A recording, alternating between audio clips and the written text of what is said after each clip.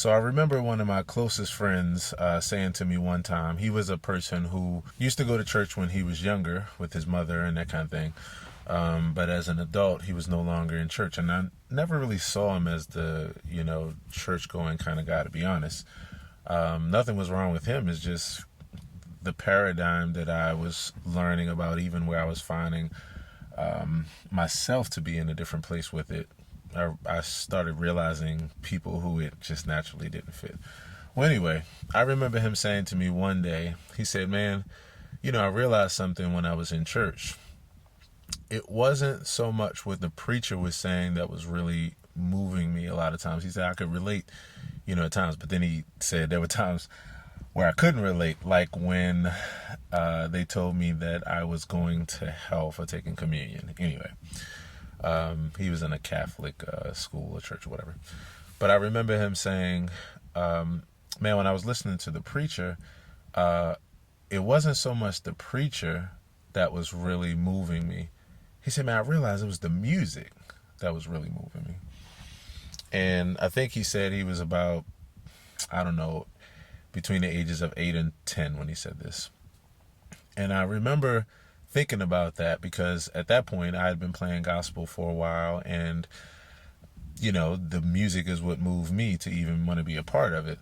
And at this point I had mastered some of the basics of being able to apply the right music for certain parts of the service, including when things got climactic or when they got really intense and that kind of thing. And so I realized something that was no different than being hired in Hollywood to be a film composer. You needed to know how to apply the proper chords and the proper music to get people's emotions going, or to help to continue to stimulate. And in some cases, when things aren't really going that well, for the speaker or the person that's on the mic, then you were taught how to use the music to actually get the people into it. And the funny thing is, I can't actually say that I was ever taught to do that for that reason, but being a deep practitioner of it now at this point, it's exactly how we're using it. So anyway, with that, there's been a topic that's been on my mind for a while, and that topic is really showing people that in addition to what they may feel is the message, the music, it's what's really having a deep emotional effect. And I also wanted to show, which clearly in this video, that even if you had a person who was playing this kind of music that didn't subscribe to or identify with the theology, that it would still be effective. And it really challenges the notion of who you need to be and what you need to believe in order to successfully accomplish this. So, yeah.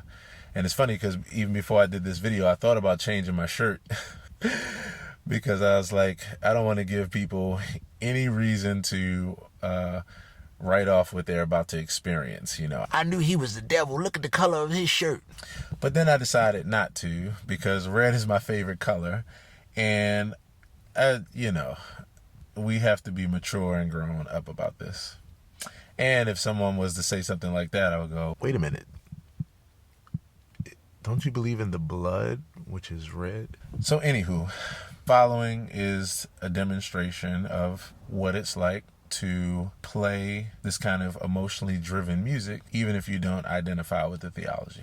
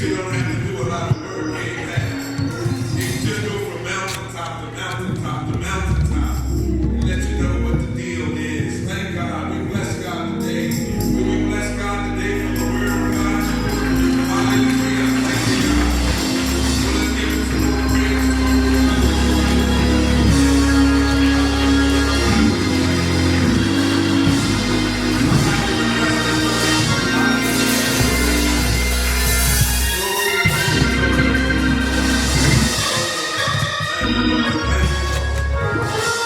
need to know that your situation is not your name, it's not your identity.